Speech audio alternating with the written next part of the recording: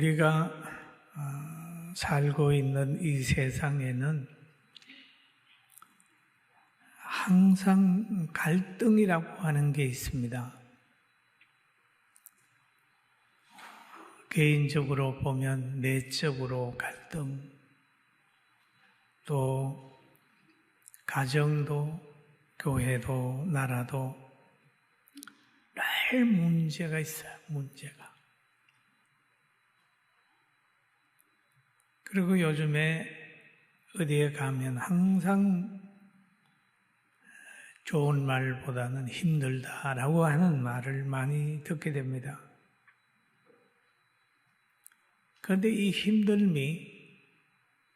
힘듦으로 끝나고 실패로 끝나는 사람이 있는가 하면 이 힘듦과 갈등이 발전으로 연결이 되는 사람도 있어요. 그런데 이것을 해결하려고 하는 사람은 정치적 문제는 국민을 바라보면 해결이 되고 교회의 문제는 하나님을 바라보면 해결이 돼요. 할렐루야. 이것을 모르고 국민을 외면하고 자기 중심으로 하면 해결이 안 돼요. 교회의 문제는 하나님 안 바라보고 사람들이 모여서 의논하고 하다 하면 해결이 안 돼요. 그러면 교회가 하나님의 통치하는 데 문제가 있을 수 있느냐? 있다고요. 교회도 있습니다. 지상교회는 항상 전투적 교회라고 얘기를 합니다. 사탄이 들어와서 자꾸 싸움을 거니까요. 그런데 초대교회를 돌아보면 굉장히 좋은 교회예요. 성령 받은 사도들이 지도자였고 또 많은 성도들이 순종했어요. 그래서 사도들의 설교를 듣고 많은 사람들이 교회를 찾아 나왔어요. 그런데 거기에서 많이 모임으로 해가지고 사도들의 일손이 부족해서 갈등이 생기는 겁니다. 사도행전 6장 1절에 보니까 그때의 제자가 더 많아졌는데 헬라파 유대인들이 자기들이 가부들이 매일의 구제에 빠짐으로 히브리파 사람을 원망하니. 여러분, 원망은 좋은 거 아니잖아요. 여기에서 그렇게 건강한 교회인데 원망과 시비가 일어났다는 거예요. 이럴 때에 사도들은 이 문제를 어떻게 해결했는가 보면 이 원망 가운데서 자기들을 본 거예요. 우리가 말씀을 전하고 구제까지 접대까지 하는 것은 할 수 없다고 하는 판단이 들어서 사도인 우리들은 하나님의 말씀에 전념하고 복음 전하는 사역에 전념하고 이 돌아볼 수 있는 것은 성도들에게 맡겨야 되겠다라고 하는 생각을 하고 성도들 보고 사람도 좀 추천해달라. 그래서 7명을 추천을 하니까 하나님께 물어보고 그들에게 안수하여 초대교회 안수집사를 세운 겁니다. 그런데 이들을 보면 성령과 지혜가 충만한 사람을 세웠어요.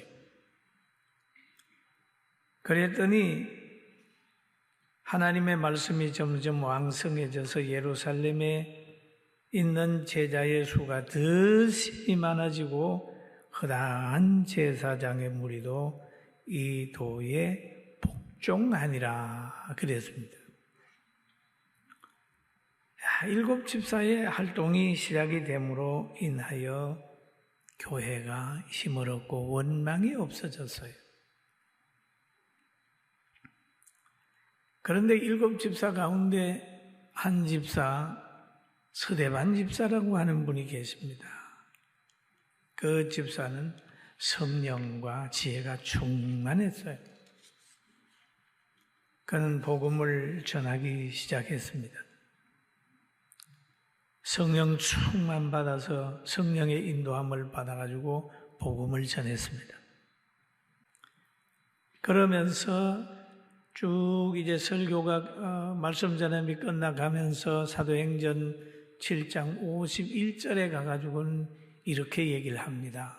말씀을 듣는 사람을 향하여 목이 곧고 마음과 귀에 할례를 받지 못한 사람들아, 너희도 너희 조상과 같이 항상 성령을 거스리는도다. 그렇게 얘기를 합니다. 너희 조상들이 선지자들 중에 누구를 박해하지 아니하였느냐?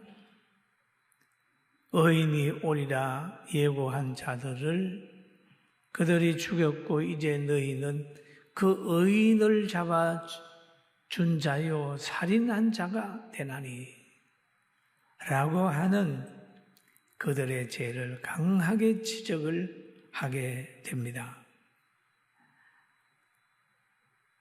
이 의인을 잡아 준 자요 살인한 자가 되었다. 그런데 오늘 서대반이 이렇게 예수님을 얘기를 합니다. 예수님의 부활을 얘기를 하고 예수님의 성천을 얘기를 하고 얘기를 하는데 그것을 싫어하고 못하게 하는 사람들이 있단 말이에요. 사도들이 그렇게 할 때 못하게 하고 또 서대반이 그런 복음을 전할 때에 불러서 그렇게 하지 말라고 그러고 그럽니다. 그러나 서대반은 환경에 지배받지 않고 복음을 열심히 전했어요. 밖에 하는 사람 앞에서도 두려워 떠는 것보다는 얼굴이 천사의 얼굴같이 편안함을 가지고 복음을 전했다고 하는 내용이 성경에 기록이 되어 있습니다. 그런데 이런 감동적인 설교를 하고 복음을 전하게 될 때에 이 복음을 접한 사람들의 반응이 있습니다. 반응이 바로 오늘 본문의 사도행전 7장 54절의 반응을 보이는데 같이 한번 보실까요? 그들이 이 말을 듣고 마음에 찔려 그를 향하여 이를 갈거늘 그랬어요. 여러분 바르게 얘기하는데도 이들은 듣고 마음에 찔려 그러잖아요. 찔려. 악인을 악인이라고 하면 마음에 찔리고 도둑질한 사람을 도둑질한다고 하면 마음에 찔리잖아요. 예수님 죽인 사람들, 선지자들을 박해한 그들을 향하여 그렇게 했다고 하는데 마음이 찔렸단 말이에요.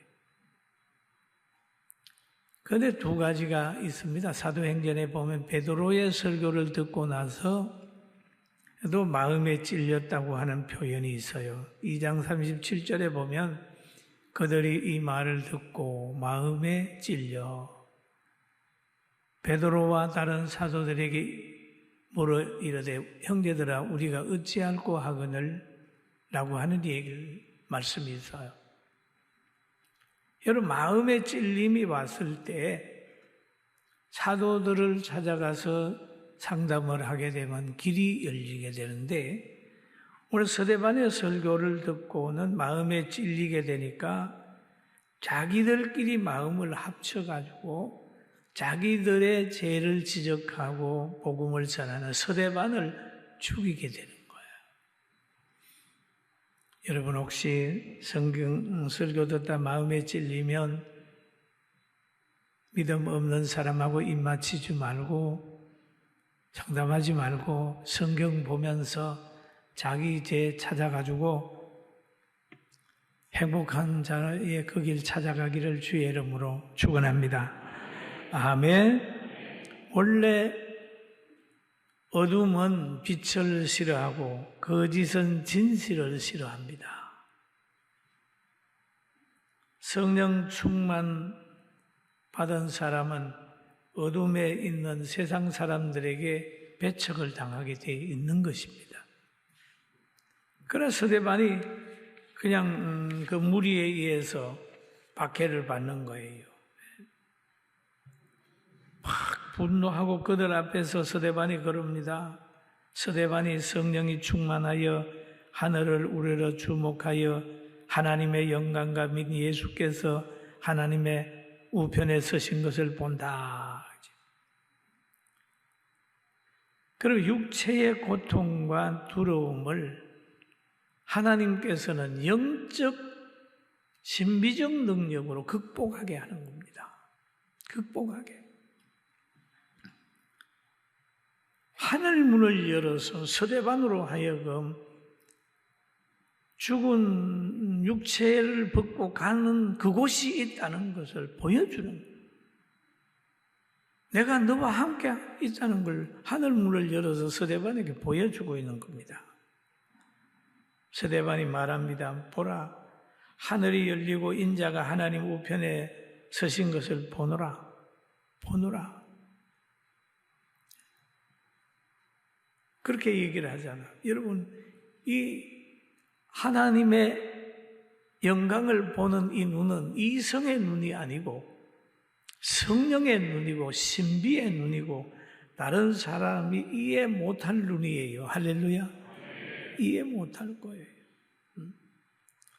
이 말은 예수님을 죽인 자들에게는 굉장히 불안한 소식이에요.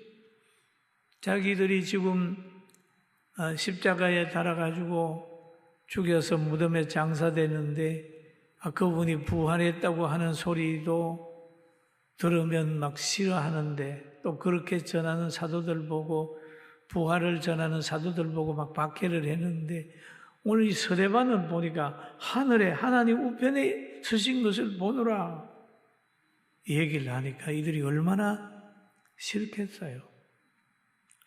그러니까 바로 그들은 다 마음을 같이 해가지고 그냥 큰 소리를 지르며 길을 막고 일제히 달려들었어요. 누구한테? 스데반에게 달려들었어요. 길을 막고 듣기 싫다 하는 거예요. 말도 안 되는 소리 하지 마라. 그런 그 폼이죠. 여러분도 누가 뭐를 그러면 막 길을 과거에 어떤 분은 막 길을 씻는 사람도 있고 길을 막는 사람도 있고 그랬잖아요. 길을 막고 일제히 달려들어. 이 사람이야말로 이 땅에 내버려두면 안 되겠다 싶어서 성 밖으로 끌고 나가서 돌로 쳐서 죽였습니다.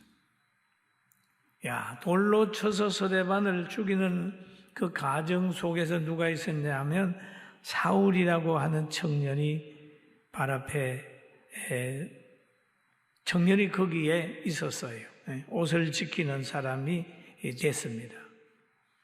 성 밖으로 내치고 이들은 자기들이 하는 행위가 정당하다고 생각을 했습니다. 그들이 율법을 지키는 행위라고 생각을 했어요. 스데반은 율법을 범하는 사람으로 생각을 했습니다. 그러니까 그들은 자기들이 잘하는 줄 알고 그렇게 한 거예요.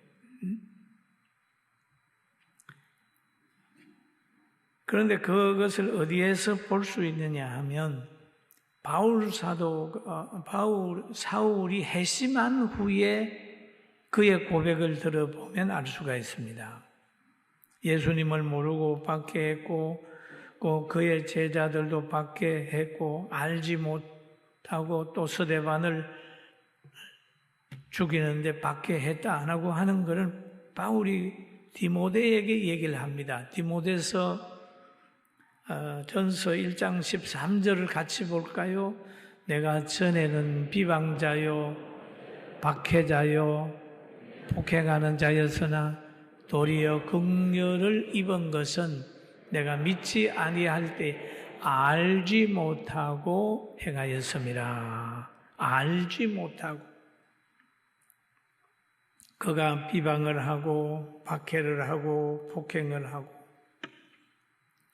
스데반을 죽이는데도 앞장을 서고 다메섹의 예수님의 제자들을 결박시켜서 예루살렘으로 끌고 오려고 가고 한 모든 것들은 알지 못해서 그랬다. 예수님을 알지 못하고 진리를 알지 못하고 행하였기 때문에 하나님이 자기에게 긍휼을 입혔다. 그렇게 말하고 있습니다. 그리고 오늘 이 스데반을 보면은 이제 이런 생각이 들 때도 있어요. 불신자가 이 광경을 봤을 때 뭐라고 평가할까요? 참 이상하다. 하나님께서 저렇게 돌에 맞아서 비참하게 죽는 것을 보고 왜 하나님이 침묵할까? 여러분 궁금하지 않으세요? 왜 저렇게 잘 믿는 집안에 문제가 생길까? 왜 실패가 올까? 하나님이 왜 버려둘까? 뭐 이런 궁금증이 있을 수도 있을 겁니다. 여러분 우리가 어떤 사건을 보면서 판단하는 것보다 하나님의 계획은 우리가 이 땅에서 20년 더 사는 것보다 더 중요한 건 하나님의 뜻대로 사는 걸 더 귀하게 여긴다는 사실을 믿게 되기를 주의 이름으로 축원합니다. 여러분 스데반을 살릴 능력이 하나님께 없겠어요? 있습니다.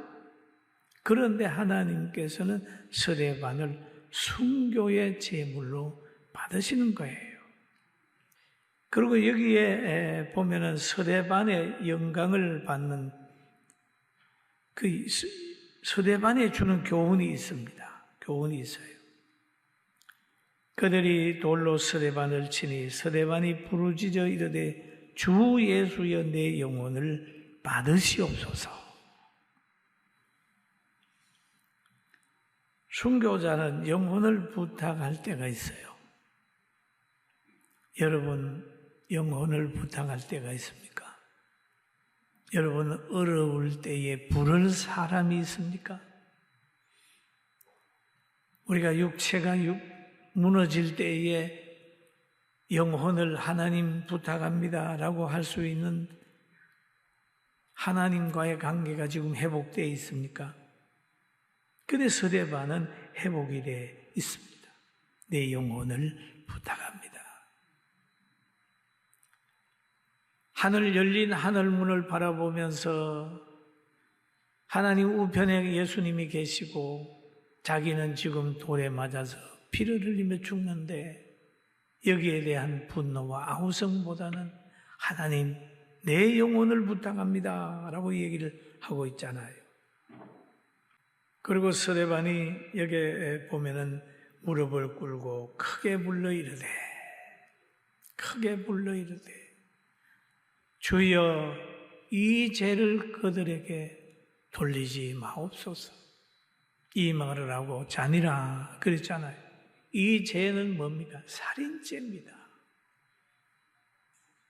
자기들이 무지해가지고 바른 소리 하는 스데반을 죽이는 거예요. 이건 의인을 죽이는 살인죄예요. 살인죄. 무서운 형벌인데 하나님께 기도하면서 하나님 이 죄를 그들에게 돌리지 말아주세요. 이게 그 마음 속에 성령이 지배하고 그리스도의 영이 지배한다고 하는 증거입니다. 마태복음 5장 44절에 보니까 이런 내용이 있어요. 같이 한번 읽어봅니다. 나는 너희에게 이르노니 너희 원수를 사랑하며 너희를 박해하는 자를 위하여 기도하라. 예수님이 하신 말씀이잖아요. 바로 이 말씀을 실천하면서 떠나는 사람이 스데반이었다. 박해자를 축복하라는 주님의 마음, 분노와 저주를 해야 되는 상황이잖아요. 그러면서도 사랑의 기도, 용서의 기도를 하는 스데반이 됐습니다.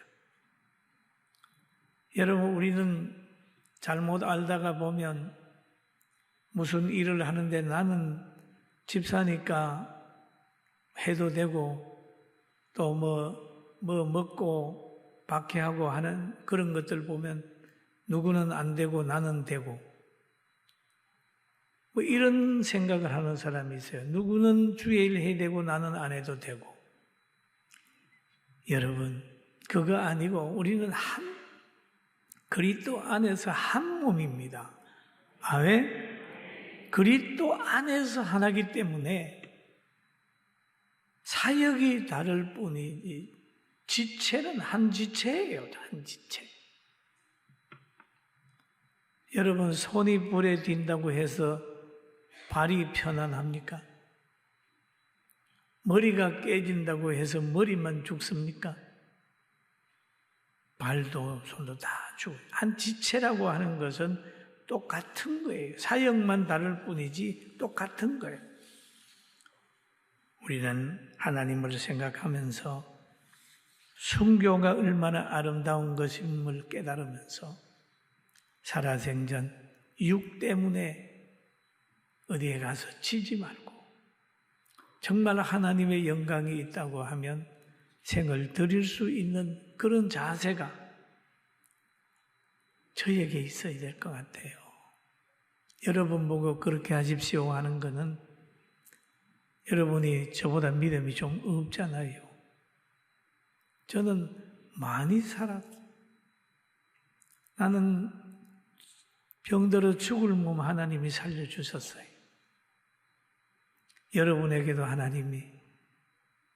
하나님의 나라의 길을 열어주셨어요. 또 서대반 집사, 여러분들도 다 집사고 때로는 권사, 장로예요. 우리도 다 사명자라는 걸 알고 사랑의 기도를 하면서 떠나는 마지막 얼마나 아름답습니까? 얼마나 서대반이의 죽음이 피 흘려 죽는 것 같지만 그의 행복감은 대단한 거예요. 왜? 영혼을 하나님께 부탁하고 사랑의 기도를 하면서 갔는데 죽었다라고 하는 표현이 아니고 잔다라고 하는 표현이 있죠. 잔다라고 하는 표현은 뭐냐 하면 부활한다, 깬다라고 하는 거예요. 할렐루야. 믿습니까? 깬다, 잔다, 잔이라 라고 하는 표현을 쓰고 있습니다. 여러분, 우리도 이 마음에 간직하고 이제 이번 수요일 날이면 저녁에는 강복 75주년, 건국 72주년 감사 예배 및 우리나라가 또 이상한 법을 만들려고 그래요. 포괄적 차별금지법이라고 하는 거지. 그걸 또 뭘로 했냐? 평등법이라고 하는 걸로 포장을 해놨어요. 어떻게 그렇게 포장을 잘하는지 몰라요. 그럼 여러분 평등하는 거 얼마나 좋아요? 저도 평등 좋아합니다. 저도 차별하는 걸 원치 않지만 그 속에 들여다보면 차별하지 말자는 걸로 해가지고 진짜 차별하는 법을 만드는 그 안에 더러운 게 들었습니다. 이거는 배격해야 돼요. 여러분, 그걸 위해서 우리가 기도하고 대한민국을 다시 한번 자유와 평화와 그리고 승리의 대한민국을 만들기 위해서 기도하니까 여러분 다 참석해서 하나님께 영광을 돌리고 서대반의 최후가 우리의 최후가 되도록 성령의 사람이 되기를 주의 이름으로 축원합니다. 그러면 우리의 최후가 된 다음 목사님 저 돌에 맞아 죽으라고요. 그렇게는 하지 말고 바로 떠날 때의 그 모습, 하게 하는 모습. 우리나라에도 어떤 분들 보면 그런 말을 했다고 해요. 내가 세상을 떠나거든 그렇게 슬픈 찬송을 하지 말고 하나님의 나라 가니까 기쁜 찬송을 불러달라 하는 분들도 있어요. 우리에게는 영원한 천국이 있으니까 실패는 없다. 그 믿음 가지고 나아가기를 주의 이름으로 축원합니다. 할렐루야.